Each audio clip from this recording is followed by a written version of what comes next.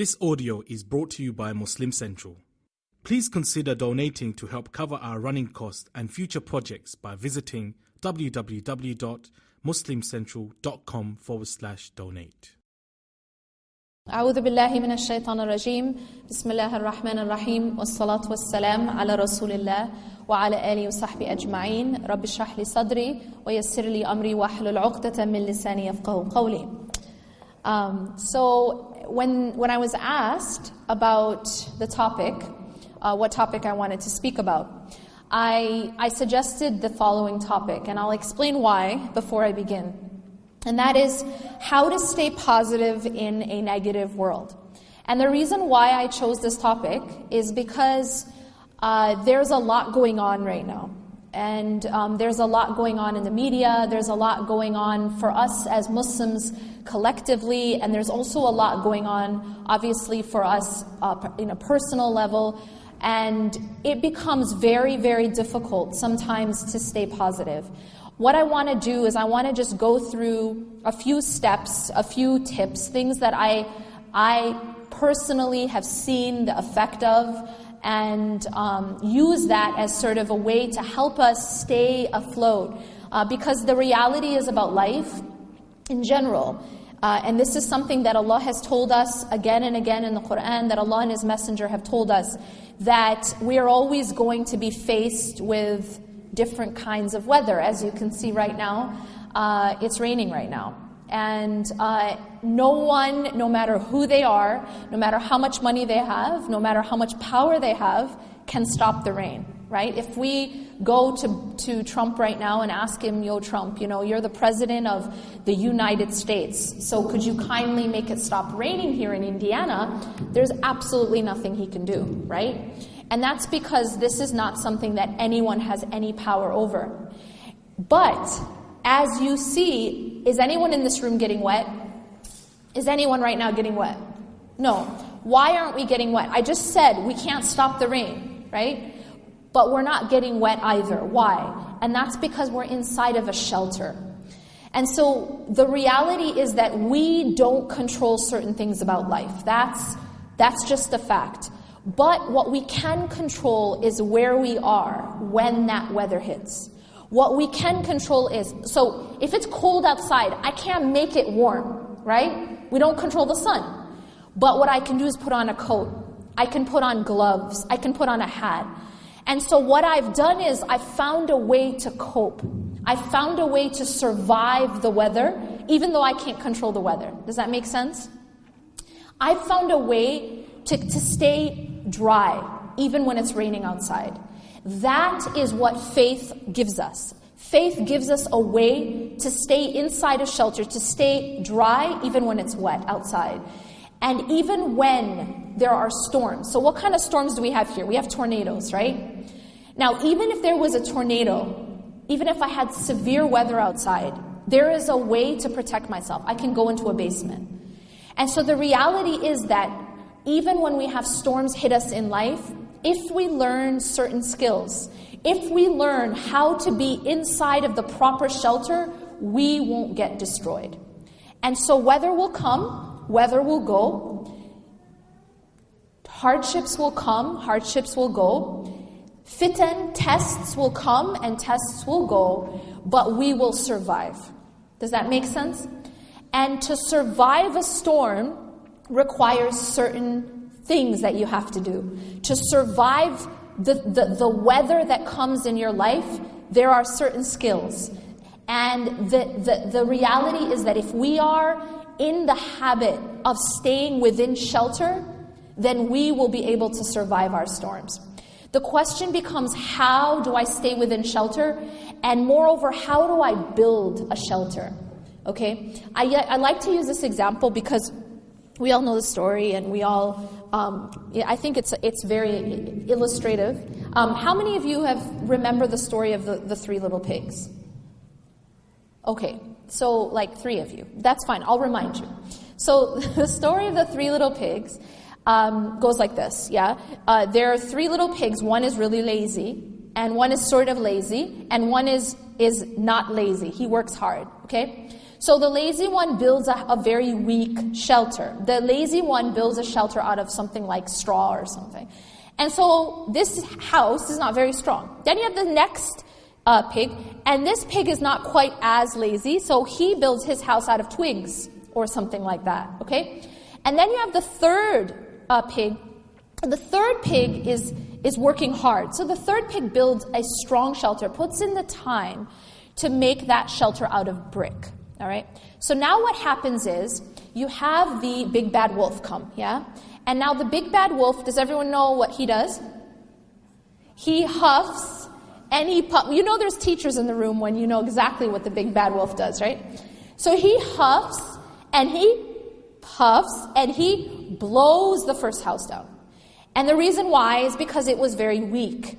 And then the next house, he huffs and he puffs and he blows that one down because it was also weak. But what happens with the third shelter, the one made of brick? The third shelter, he huffs and he puffs, but he can't blow it down. Why? Because it was solid, it was strong. Now here in life, we have all types of big bad wolves, okay? We have some that look like Trump. We have some that look like financial problems. We have some that look like different kinds of trials. So what we have in life is we have different things that come and huff and puff at us and try to do what? Blow our house down. Blow our house down. To break us down. To make us, to basically destroy us or to make us weak. And the reality is we can't stop the wind. We can't. We can't actually stop a wolf from doing what wolves do. What do wolves do? They huff and they puff. But what we can do is build a strong shelter. You understand what I'm saying? So now the question I get to, or the point that I'm getting to, is how do we build a strong shelter in life? How do we can't be, delusional and think that the sun is always going to be out in life, right? We can't be delusional and say, well, in my life, it'll just never rain. Because if we are that way, it's like, I read this quote recently, and it said that if a person only travels when the sun is out, they won't ever end up at their destination. And the truth is that we have to keep going in life even when it's not perfect, when life is not perfect, when things are difficult. So the question becomes, how do we build that strong shelter made of brick? Yeah, and be able to handle the weather of life. Fair enough? So this is the reason why I chose this topic. So what I'm going to do is I'm actually going to just give you guys 4 pieces of advice. All right? And within those 4 pieces of advice, there's going to be sub-advice. Cool?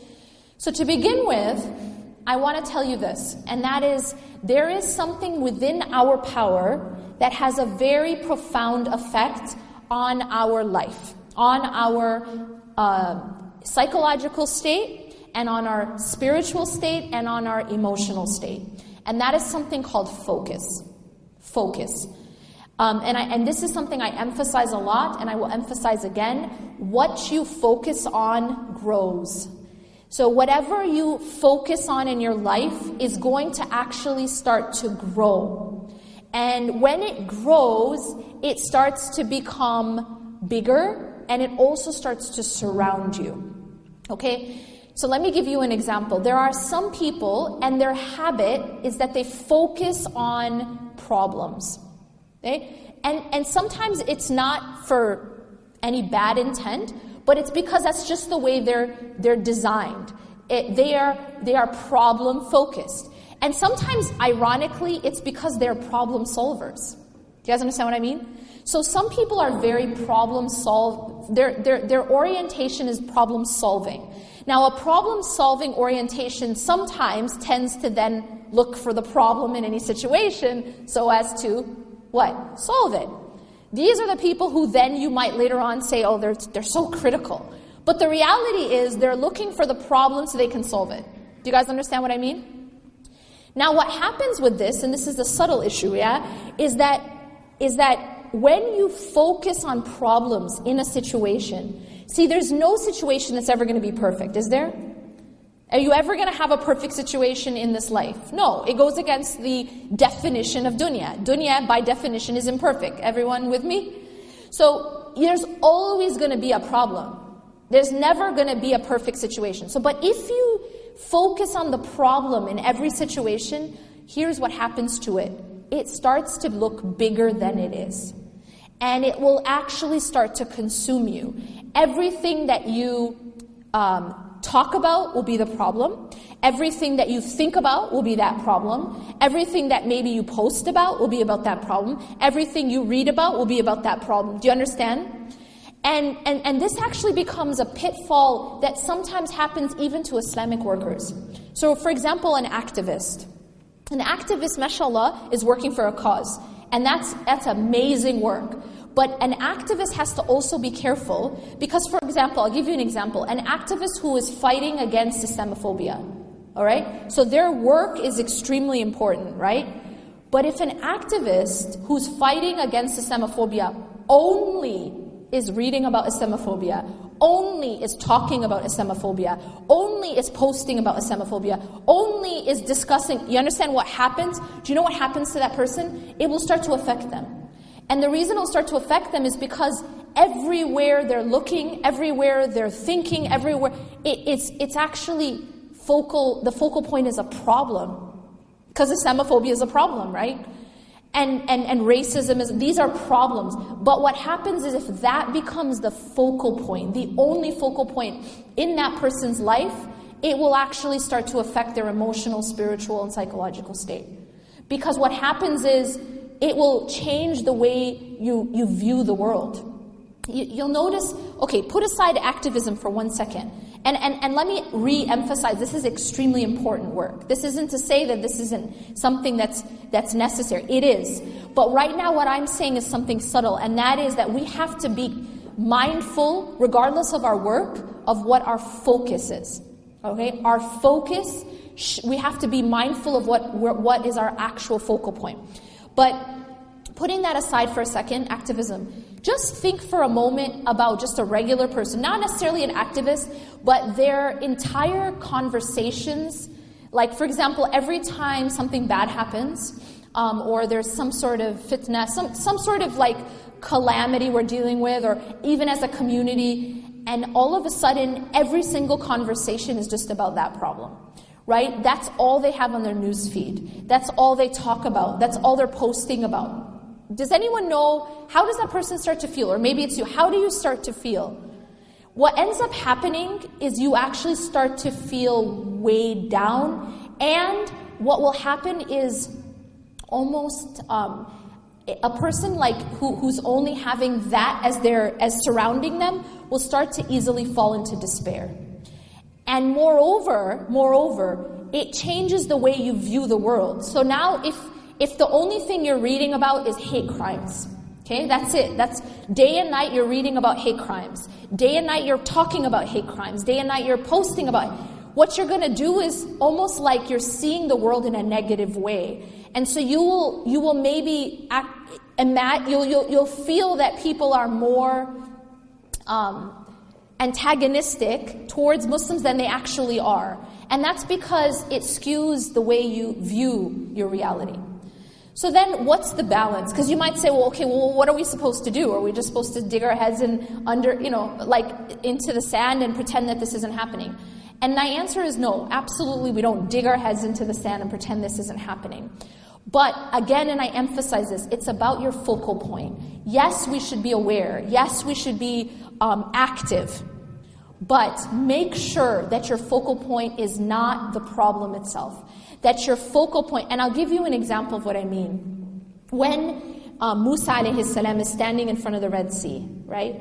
And he has an army behind him. And he's got a very serious problem, okay? He's got a giant body of water in front of him. And he's got an army behind him. And he looks trapped. But what was his focal point in that moment? Anyone? Allah. Do you see the difference? It's not that he was in denial of his reality. His reality was that he's got an army behind him and he's got a Red Sea in front of him. But his focus was not on the Red Sea and his focus was not on the army. And in fact, you see the contrast between him and Bani Israel. Because Bani Israel were focused on the army. فَلَمَّا تَرَاءَ الْجَمْعَانِ قَالَ أَصْحَابُ مُوسَى إِنَّا لَمُدْرَكُونَ. That when the armies, the groups saw each other, so you have Bani Israel, the children of Israel, seeing the army. When they saw each other, the people of Musa alayhi salam, Bani Israel, what do they say? What's their response? Because what's their focus? Their focus is on their army, right? We're doomed. And that was their response. Inna lamudrakun. Indeed, we will be overtaken. They fell into despair. And the reason they fell into despair, it was because of their focus. Make sense? Inna lamudrakun, they said. And then Allah tells us what Musa alayhi salam says. Qala kalla. You see like a complete contrast. Qala kalla. He said no. And kalla in Arabic is a very emphatic, no way, absolutely not. It's all of that in just one word. Kalla. Inna ma'aya rabbi sayahdeen. Indeed, my Lord is with me and He will guide me through. Musa alayhi salam wasn't looking at the problem. He was aware of the problem, folks. He's not like in denial. He's aware of the problem, but his focus wasn't the problem. His focus was Allah. Do you see the difference? His focus was Allah. And he said, Inna ma'aya rabbi sayahdeen. Indeed, my Lord is with me and He will guide me through this. He will get me through this. So no matter how dark it gets outside, or no matter how much we feel like things are closing in on us, if our focal point is Allah, then we don't feel despair. Do you see the difference? It's because you know, just like Musa a.s. knew that Allah was with him. And if Allah is with you, it means what? He'll get you through. And that was the yaqeen and the tawakkul and the trust of Musa a.s. But believe me, it cannot happen unless you have the right focus. If he were to focus instead on how big the Red Sea is, just that, he's gonna be like, have the exact same reaction as Bani Israel. If his focal point was on how powerful Pharaoh is, he wouldn't be able to have that reaction. But Musa a.s. was trained. His heart was focused on Allah. Kalla, inna ma'aya rabbi sayahdeen. Indeed, my Lord is with me and He will guide me through this.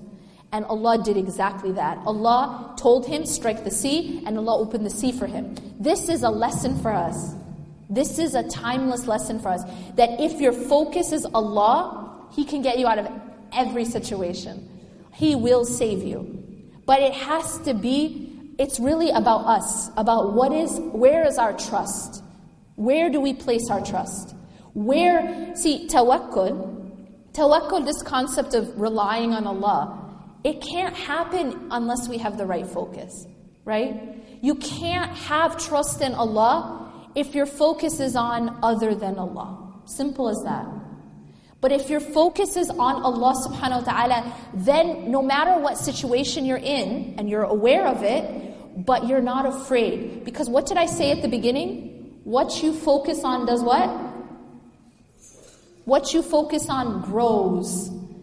There's a reason Allah told us to pray not once or twice or even 3 times, but 5 times a day. What is that doing? It's making us focus on Allah. It's shifting our focus away from whatever work we happen to be doing at the moment, whatever problem we happen to be in. You see, no matter what your situation is, you still need to turn and pray. You know what that means? Do you know what that does? It means that you're at work, you leave your work and you focus on Allah. It means you're at the mall, you leave that sale and you focus on Allah. You're on your laptop, you're on your phone, you leave that phone, you leave that laptop, you leave that Facebook, you leave that meeting, you leave that class, whatever it is, and you focus on Allah. Allah's training us to focus on Him and not on whatever it is that we're doing in the dunya. It's to shift our focus to Him. And this is training. This is training us. This is what Musa alayhi salam, he went through this training, right? And because he had that training, when he was now faced with a problem. Now he's faced with a problem. What are we going to do when we're faced with a problem? And he was able to put his full reliance on Allah. Why? Because he was focused on Allah. قَالَ كَلَّا إِنَّ مَعَيَ رَبِّي سَيَهْدِينِ. Okay, So we talk about focus. Now, the second thing I want to say, well, before I move on. So in terms of focus, how do I have the right focus? How can I have the right focus? Number one is what I expose myself to, okay? Let me just say this. Let me give you an example. You know the dua, how many of you have ever been to the Kaaba? Okay, when you're in the Kaaba, you learn that the sunnah is that for the entire last part of the tawaf, what dua are you supposed to say? رَبَّنَا آتِنَا فِي الدُّنْيَا حَسَنَةً وَفِي الْآخِرَةِ حَسَنَةً وَقِنَا عَذَابَ النَّارِ. Oh Allah, give us in this life good, and give us in the hereafter good, and protect us from the hellfire. Do you notice in this dua there's 3 parts? There's 3 parts, yeah? Now, out of those 3 parts, how many are about dunya? 1, right? رَبَّنَا آتِنَا فِي الدُّنْيَا. You don't forget it, you have it there. You have the first part about dunya, but then the second part is about the hereafter. And what's the third part about? The hereafter. Where is Jahannam? In the hereafter. So you notice that even in this dua, where is the focus? The focus is more on akhirah than it is on dunya, right? So the reality is that Allah doesn't tell us to forget about dunya completely, but Allah is showing us where our primary focus should be. Our bigger focus is on Allah in the hereafter. Okay, so if I do that, if I expose myself to, see, it has to do with what am I exposing myself to. I'll tell you something just practical. Facebook, okay? Facebook is nothing more than a tool, just like the internet, just like a phone. It can be used for good or it can be used for evil. Fair enough? Same with the internet. Like, you know what I mean? All these Islamic lectures, they're on the internet. There's also a lot of filth on the internet too, right? So the idea is that these are tools. These are tools. Facebook is a tool. One thing I'll tell you that I've learned is that look at your news feed once in a while. Look at your news feed. The content of your news feed actually says a lot. And it affects you. I'll tell you why. Because the reality is we use social media. We're on our social media. And when we're on our social media, you have a news feed you have a feed for Facebook and you have a feed for Instagram and for Twitter, etc.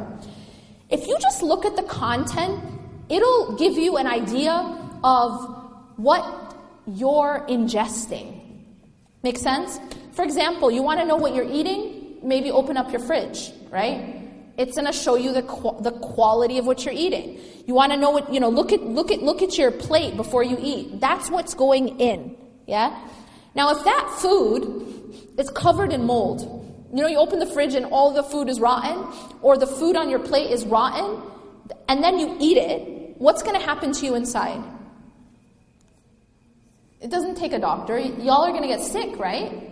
Because why? Because the quality of your food is bad. You're actually ingesting toxins. You're ingesting poison. Mold is poisonous. It will harm you internally. It's the same thing with your feed, with your news feed, with your Facebook news feed, with the articles you're reading, with the posts you're looking at, your Instagram, who you follow on Instagram. It's like looking at your plate before you eat it. How's the quality? Because that stuff is being ingested. It's being ingested in a different way. It's going through your eyes, and then it's going into your heart and your mind. So what you're actually doing is you're feeding your soul. And that's actually more important than even your body, because the food that you put into your soul, it stays there. The food you put into your body goes into the toilet. Okay? The food that you're taking into your soul affects your soul. Your soul is something that's like eternal. You understand? It's something that's going to go and live forever, eventually, right? You go from this life, you go into the grave, and then from the grave you go into hellfire or you go into paradise. So this soul is actually staying with you. You understand? And so the quality of the food that you're giving your soul is pretty important. And that's what it is. It's what you read. It's what you look at. It's what you look at on TV, on billboards, on magazines, on your Facebook, on your Instagram. All of that is food. Think of that as food. Look at the quality of it. Ask yourself, is this healthy food? Is this organic and raw and all that stuff? Or is it covered in poison? Is it mold? Okay? And when you start to clean up your food, it cleans up your soul. That's just practical advice. You know, one thing that I've learned is that you can make your news feed actually healthy. You know that? There's this thing called unfollow, folks.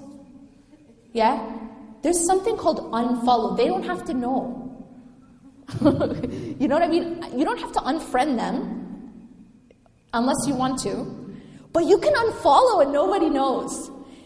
If somebody is posting garbage, or just like they ate a burger and then they ate a different kind of burger and that's it. That's okay. So there's ranges of different kinds of food, okay? There's absolute poison, I get it. And then there's amazing healthy food, but then there's something in between which is just useless. And I'll tell you this, even overeating useless food, or even if it's neutral but you overeat, and you're still gonna get unhealthy. So my point is this, you can make your social media healthy for you, where it's actually growing your head and your mind, and it's helping your heart, or you can just make it useless. Like, what did Kim Kardashian wear today? See, Instagram is one of these things where you have a whole range of things you can follow. Do you guys know what I'm saying? If you start out by cleaning up your Instagram, just clean it up. Meaning, look at who you're following and just clean it up. Instead of following just useless things, and I'm just going to now put aside for a second the blatant fahsha. I'm just going to put aside haram stuff for a second. Because it's obvious. Okay? Let me just tell you this. Whatever you take into your eyes, it's going to affect your heart. It's the same thing as drinking poison. It's going to affect your body. That's just a fact. So I'm going to put aside haram for a second, and now I'm just going to look at uselessness. Just complete useless info. Okay? Useless, input. All right? Now, this seems innocent. It might, every single person you're following is a fashionista. Awesome. Okay. But the problem with that is that becomes your focal point, and then you know what? That becomes what you care about most. And that's actually dangerous. The reason why, so this might say, okay, so what? It's not haram, okay? But the problem is, what is our concern? What is our greatest concern in life? One of the issues I've found is that depending on, especially now with social media blowing up, yeah? What's happened is now, even more than before, we are obsessed with appearances. Obsessed with appearances. What does that mean? It means that how I look, how I dress, how I appear becomes of utmost importance, more than anything else. And that in and of itself isn't healthy, okay? Because what it's done is, it's skewed what's really important. And now it's how I look. You know what I mean? It's everything is you gotta look perfect. You gotta pretend you're perfect. There's an obsession with perfection. You know what I mean? If you have anything that's imperfect about you, put a filter on it, right? And there's filters, but then there's also filters. Even in life, we're just all wearing masks. We're just pretending. And this is a very unhealthy, because what we've done is we've completely missed the point of what really matters. We've missed the point. And that's not innocent. That's actually killing our hearts. One of the things that you'll find is that there's a few things that can kill the heart. There's a few things that can kill the heart. One of them is sins. That's clear, okay? But there's something else that can kill the heart. And that is something called ghafla. Does anybody know what ghafla is? Ghafla is just heedlessness. It means that, okay, I might not be involved in sin, I might not be clubbing and drinking and all this, but I am completely, I've missed the plot. All I care about is fashion, what this person's wearing, what that person's saying, what this person, I'm going to this party, are you going to that? It's just, I've actually killed my heart, because not necessarily through outright sin, but because all I care about is superficial things. I'm missing what really matters. And that's just as dangerous. That's just as dangerous. Because think of a person, see, there's two ways to die. Or basically, you can eat poison and die, right? We already talked about poison. But I can also just starve, and that will also kill me, right? If I starve, I'll also die, yeah? So when a person isn't getting the remembrance of Allah, and instead the only thing that they're taking in is dunya, like, things about that have to do with money and fashion and status and celebrities and blah, blah, blah, right? All that's it. So then what's happening is it's like I'm starving my soul. Get it? Because I'm not giving my soul its actual food, which is the remembrance of Allah. Makes sense? And as a result, I may not be dying from poison, but I'm dying from starvation. And that's ghafla. Ghafla is a person who is heedless, and so they're not taking in what they need for your soul to be healthy and alive. It's like a person deprived of oxygen. Okay? Because the oxygen of the heart and the soul is the remembrance of Allah. And I don't have that in my life because I'm so full with fashion.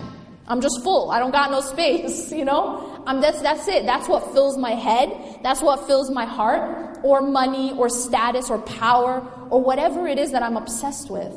And because that's all I'm full with, I don't actually have space to take in oxygen and actual food. So if that makes sense, this is very, very important, what we ingest. Just think of it as food, okay? Food or oxygen. The other thing that I want to emphasize is managing thoughts. Managing thoughts. One of the things that we have to realize is we have a nafs. A nafs is our lower self, right? And we have shaitan. And the nafs whispers and shaitan whispers. And so not everything that occurs to our brain is healthy. And some of it's just garbage.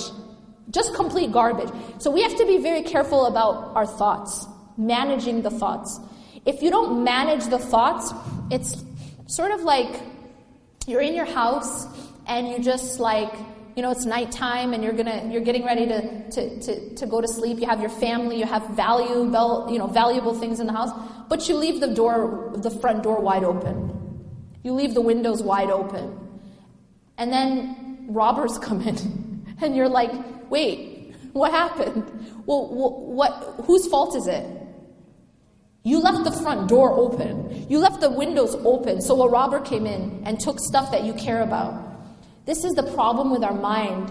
If we don't we don't guard our mind, our thoughts, and we don't guard our heart, then what happens is we're leaving it open to all these different suggestions. Suggestions of shaitan, suggestions of the nafs. And this will have a very poisonous impact on the condition of our hearts and the condition of our minds. Because shaitan is there pouring filth in our mind. And he will put lots of negative thoughts in our head. If we entertain these thoughts, it's like, so the robber comes in because you left the door open, and then guess what? You say, hey, have a seat. Have a seat, have some food. You know what I'm saying? Stay for a while. That's pretty insane, right? But that's what we do with these shaitani thoughts. Negative thoughts. Thoughts about Allah. Even negative thoughts about yourself. Don't think that you're holy because you're hating on yourself. That's not righteousness to have self-hate. Self-hate is actually from shaitan. I'm going to repeat that. Self-hate is from shaitan.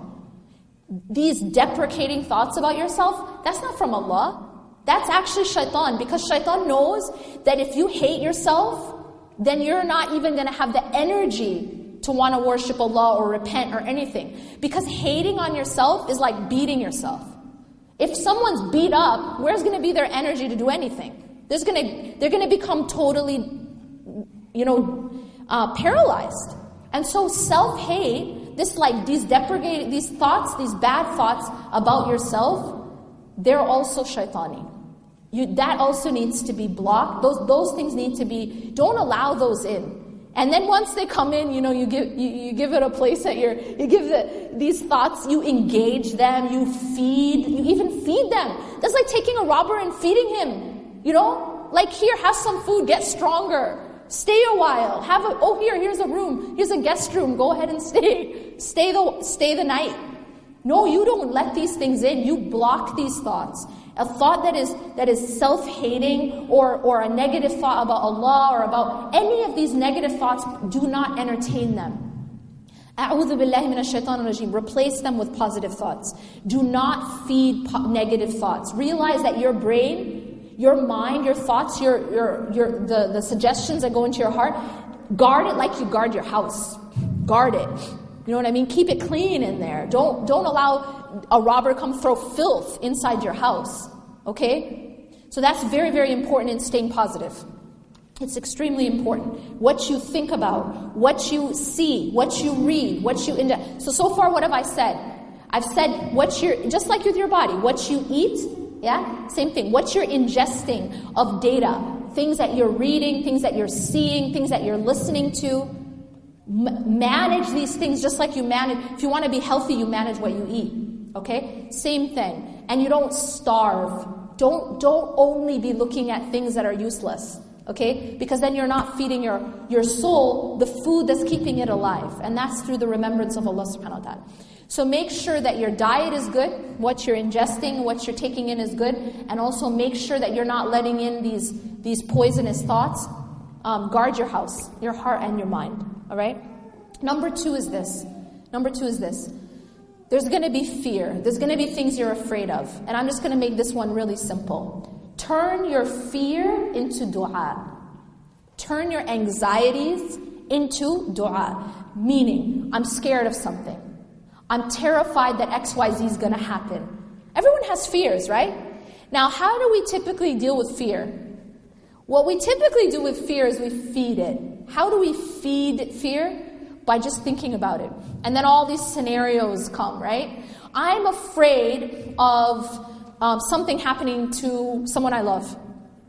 So what I do is I think of all the different possible ways that something could happen to someone I love. I think of this scenario and that scenario. All I've done is I'm feeding the fear. I haven't actually solved anything. Instead of feeding fear, turn it into dua. That thing that you're afraid of, make dua about it. Simple as that. Immediately stop it, stop the thought, and then turn and focus that feeling of fear and anxiety into making dua. Ask Allah for protection. And then after you've done that, put your trust in Allah subhanahu wa ta'ala. I've given it to Allah. And don't keep feeding that fear. Make sense? Okay, number 3. Take your pain, so the things that happen in your life that hurt you, things that happen that disappoint you, and turn it into growth. So use those things that happen, take the lessons from them, and grow, and continue to become a better person. And let it make you more compassionate. See, the thing is about, if you look at all the prophets, peace be upon them all, they all went through challenges in life. And you know, one of the things that these challenges do for people is it increases their empathy. It increases their compassion for others. That when you've been through something tough, you feel for others. Yeah, you feel more mercy and compassion for others. Let it make you a better person. Don't let it harden you. Let it soften you. That when you go through difficulty, let your pain soften you, not harden you.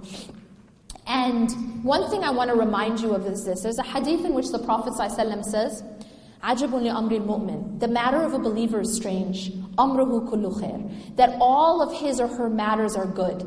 If there's something that you want, you're grateful, it's good for you.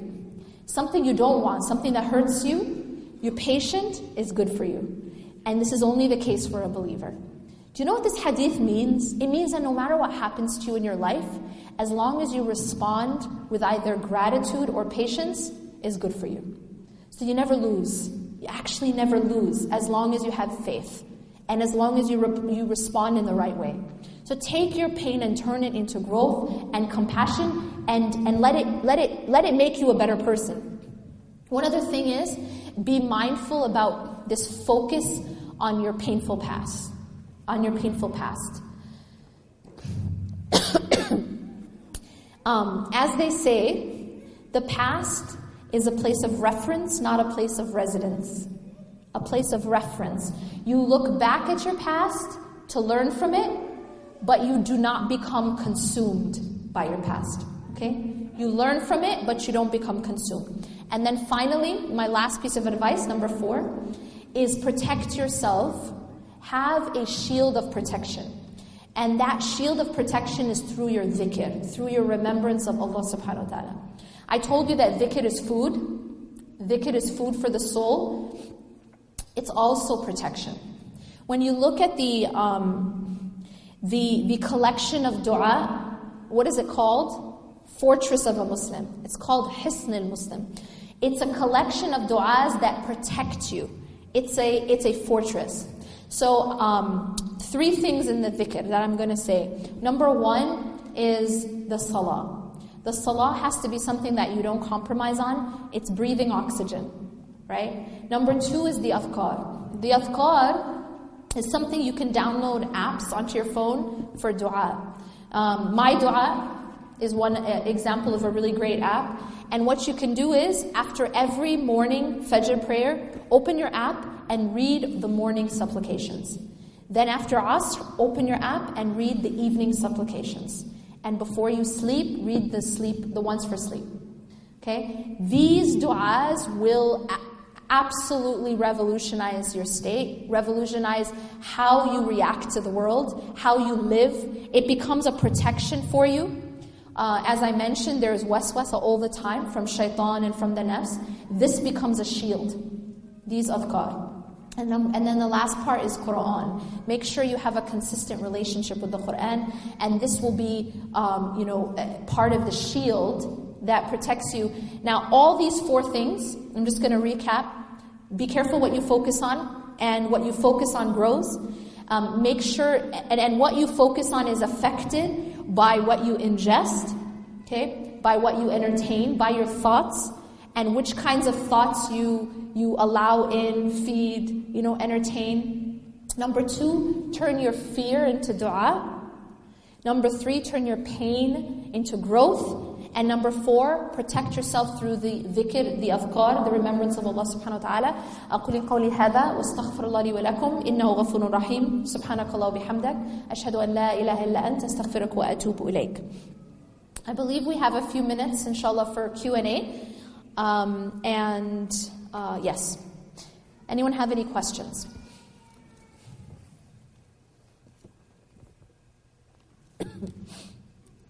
I guess I just explained everything just so perfectly that there's no... Okay, go ahead. You talk about, of course, like you're not always going to go up because so what's your biggest advice? Because when it's up, we think we're on top of the world. Right. And then when it's down, it's very easy to fall into. So how do we go back from the lows? Okay, great question. I'll repeat her question. So all of these things, they're easy when you're high, right? In your iman, when you're in an iman high. But what happens when you're in an iman low? Because obviously iman rises and falls. We know this from the hadith of the Prophet ﷺ, where Abu Bakr radhiyallahu anhu and another companion comes to him and says, we've become hypocrites. And he says, why? He says, because when we're with you, we see our iman is so high, it's as if we see Jannah and Jahannam with our eyes, but when we go with our families, our iman is different, it goes down. And the Prophet ﷺ said, if your iman was the same all the time as when you're with me, the angels would shake hands with you in the streets. And so he teaches even them, right? These are the best people, and yet their iman goes up and down too. And this is part of what? Being human. So what he teaches us is how to handle the lows. And this is how you handle the lows. Everything that I said in these 4, like I gave you a prescription of 4 things, right? Make sure that you hold on to those things, high or low. If you hold on to your salah, no matter how you're feeling, if you hold on to your adhkar, no matter how low you're feeling, it just becomes like I have a question for you. When you're feeling depressed, do you stop breathing? When you're having a bad day, do you stop, I haven't brushed my teeth for a month, or I haven't taken a shower for 5 months. Like, we don't do these things. Why? Regardless of how high or how low I am, I have to keep breathing to stay alive. And I have to keep taking a shower, and I have to keep, brushing my teeth. I have to still keep eating and drinking water. These are just bare minimums to stay alive. And so this spiritual prescription that I gave is just like that. It's like oxygen, water, food. It just keeps you alive. And what happens if you stick to these things, especially salah? Like, I'm going to tell you this. Everything I've given you, these are all like, dude, don't eat poison if you don't want to die. Keep eating if you want to stay. That's all necessary. But salah is like oxygen. Meaning, you give up salah, it's like immediate death. You get it? You might be able to hobble around as long as you have oxygen if you're not eating healthy or whatever. But without oxygen, don't even talk to me about anything because you're going to be dead. Salah is like that. Makes sense? Fair enough? Just think of it like that. So when you're in an iman low, don't give up your salah. You get it? You just think of salah, even if you feel like, oh, but my quality of my salah is awful right now. But you know what? Have you ever been to Cairo? The quality of the oxygen there is pretty awful. But you have to still breathe. You know what I'm saying? The quality, it's so polluted.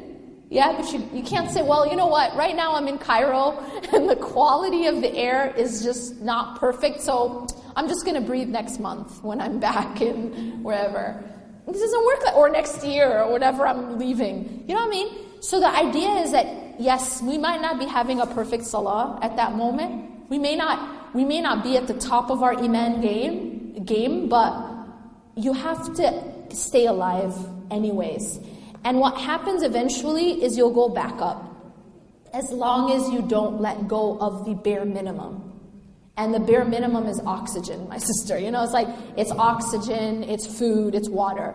And then you'll be able to go back up eventually. But here's the problem. The problem comes that when you're at your low and you say, you know what, I might as well just stop praying. Because you know what? Shaitan comes and says, you're just like, your salah is terrible. You're committing this sin. You're committing that sin. You're just a hypocrite. You're going to go pray? So just stop praying. Oh, and while you're at it, you might as well take off your hijab too, because you're just a terrible person.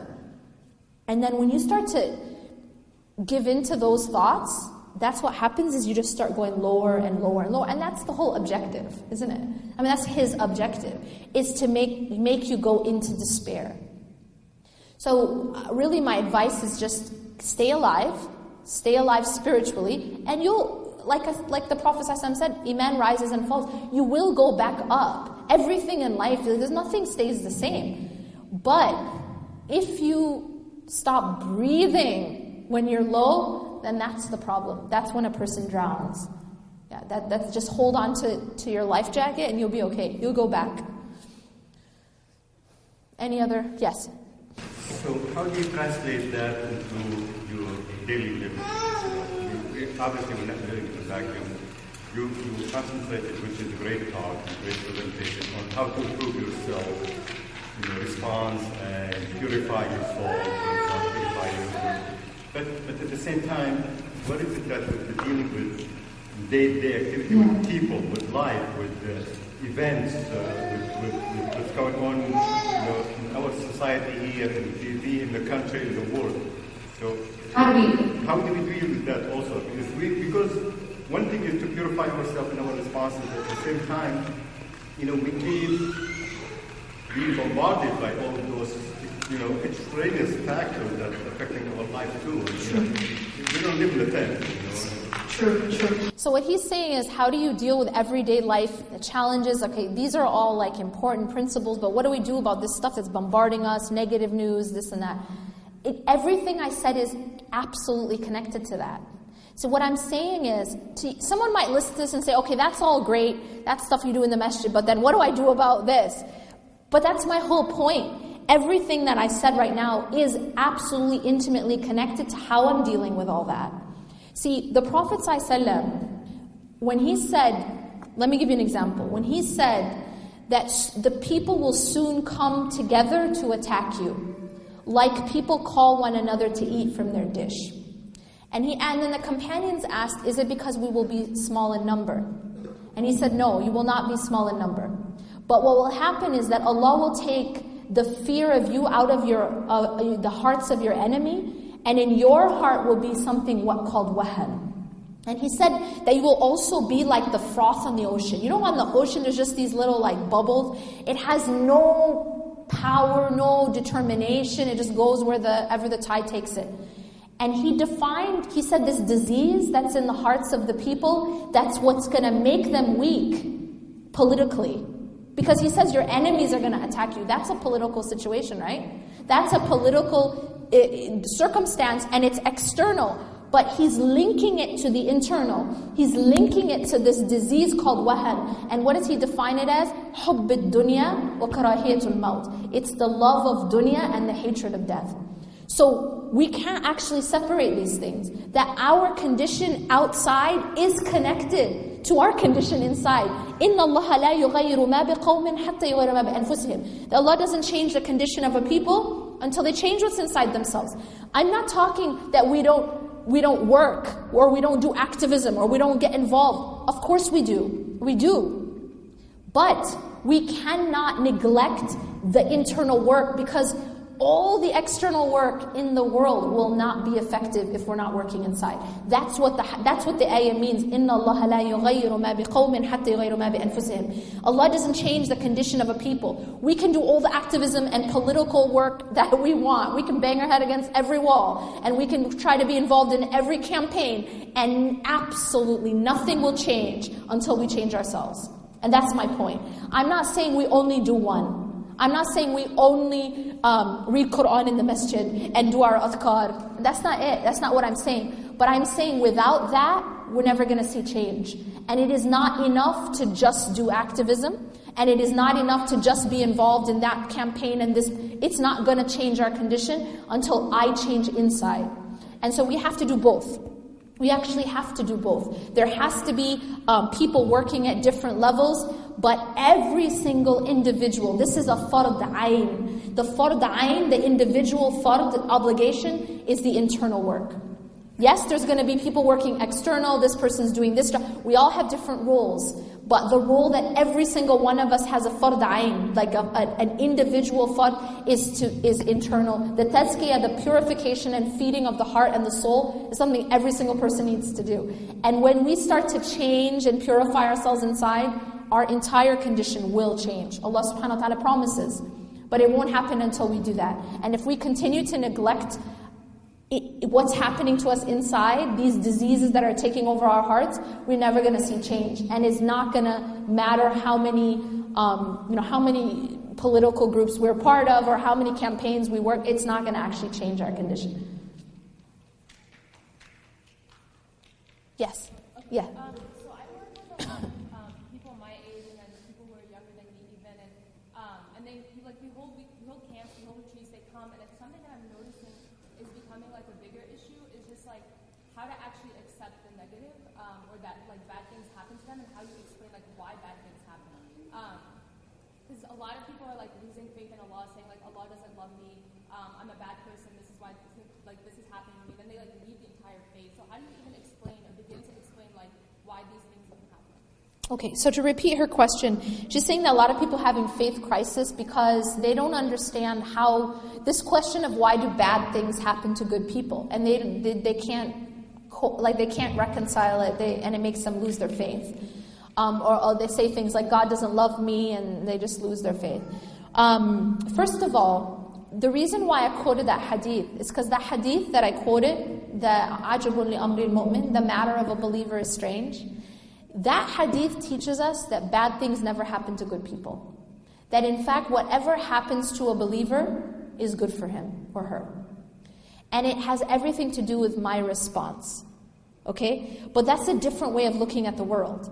See, if I see everything that happens to me as a way to get closer to Allah, then everything becomes good for me, even if it's painful. Make sense? So, when you get a shot, suppose you're sick and you need a shot of medicine.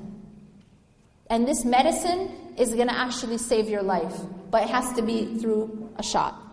What are you going to say? Okay, right? Yes, there's some temporary pain, but it's curing me. The needle has medicine that's curing me. That's a different way of understanding versus a child who doesn't understand. They're just going to look at that needle and just scream and cry and just be angry, right? Because they don't understand that it's medicine. So it has to do with, number one, it has to do with understanding that everything Allah gives us as a believer is good for us, even when it comes through a needle. Even if it comes and I don't understand it. Another example is if we go outside now and your mom is picking you up, she's driving, and you ask her, where are we going? And she says, just wait and see. Are you going to phone the police because you're really scared? Are you going to be like, yo, 911, I'm being taken somewhere, I don't know where it is. Why aren't you going to call the police? Because you trust your mom. That's it. But if it was a stranger that you didn't trust, you'd call the police. Do you understand? So the reality is that sometimes Allah does things in our life and we don't understand. We don't understand. He's taking us somewhere, we don't know where. But if you trust Allah, then you're not going to be scared. You're not going to be anxious and worried. You may not know, like in this example, you don't know where your mom's taking you, but you trust your mom completely. You're not worried that she's going to hurt you. But we don't have enough trust in Allah. This is the problem. So a lot of it has to do with getting to know Allah. Really. Like the answer to your question is, these people, these youth, it's about getting to know who Allah is. Because the more we know Allah, the more we put our trust in Him. If we know, first of all, Allah is Ar-Rahman Ar-Rahim. Allah is, He has so much mercy for us, even more than a mother for her child. If we knew that, if we really knew that, then we wouldn't be worried. You understand? Husn al-dhann billah. What's husn al-dhann billah? It means, just like, remember you said you're not scared of your mom? Why? Because you know she has your best interest in mind. You're not worried she's going to take you, throw you in a ditch and leave you. You have a good opinion of your mom. See, husn al-dhann billah means you have a good opinion of Allah. You know that whatever Allah is doing with you is for your own good. That's part of knowing Allah. And when you know who Allah is, that He has your best interest in mind, that He's not going to hurt you, then it becomes easier to cope. Even when you don't understand, even when you have to take a needle, even when you don't know exactly where you're going, but you have full hope and trust in Allah, that He has your best interest in mind.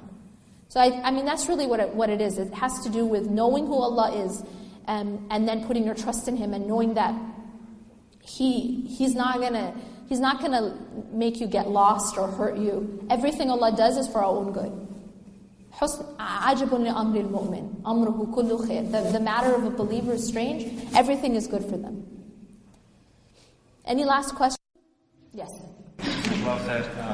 A lot of things you said I thought were really inspiring in terms of just our connection to Allah subhanahu wa ta'ala and our spirituality is very central. But what I also feel like is, I have a question about, is that you could do that and live kind of a very individualistic life, right? Where you're kind of, I'm praying my salah, but I'm also praying by myself. I'm doing my adhkar, but I'm not really connecting with my family members, with people in my community, especially in places like Northwest Indiana, where we don't have a huge Muslim community like in Chicago or other places. So my question kind of relates to when you feel that type of separatedness from the Muslim community, what then becomes what then is the role of community within all of this, right? So it seems that seems to be a really necessary aspect of feeling grounded, feeling positive.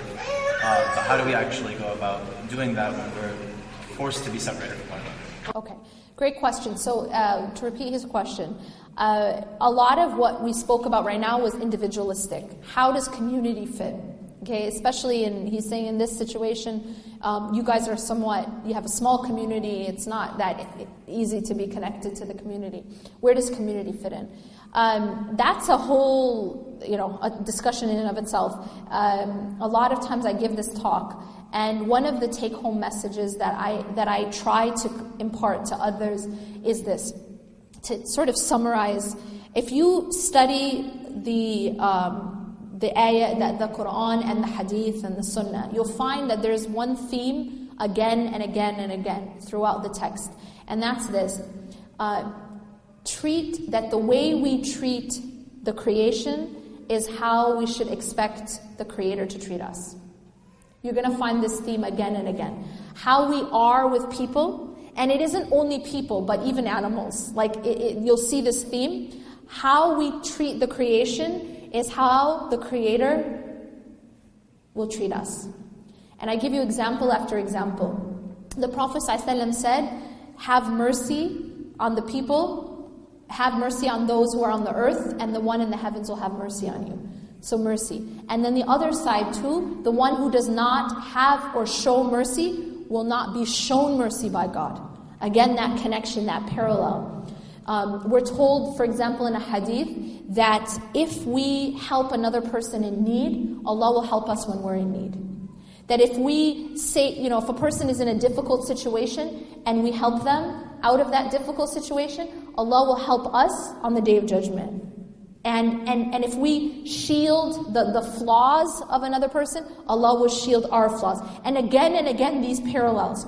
So much so, to point out, the extent of this, the Prophet ﷺ says in this Sahih Hadith, that he said that I prefer to walk with my brother/sister in their time of need than to be in i'tikaf in this masjid.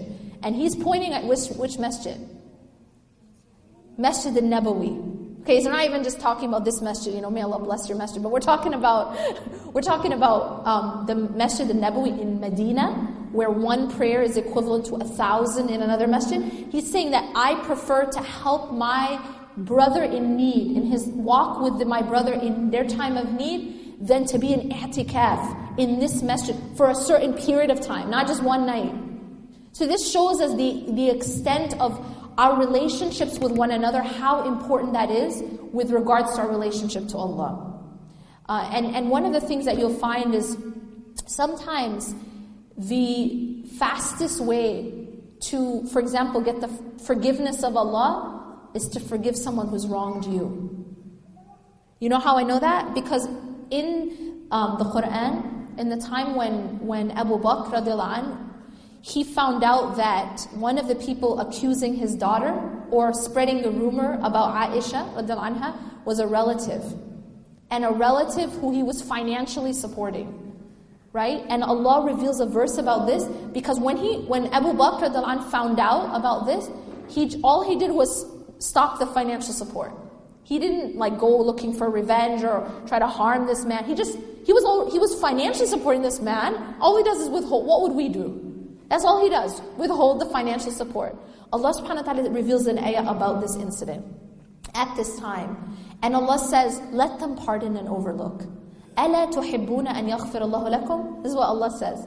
Let them pardon and overlook. Do you not love for Allah to forgive you? So you see the connection that's made here is Allah is saying that us forgiving this person who wronged us is parallel to Allah forgiving us.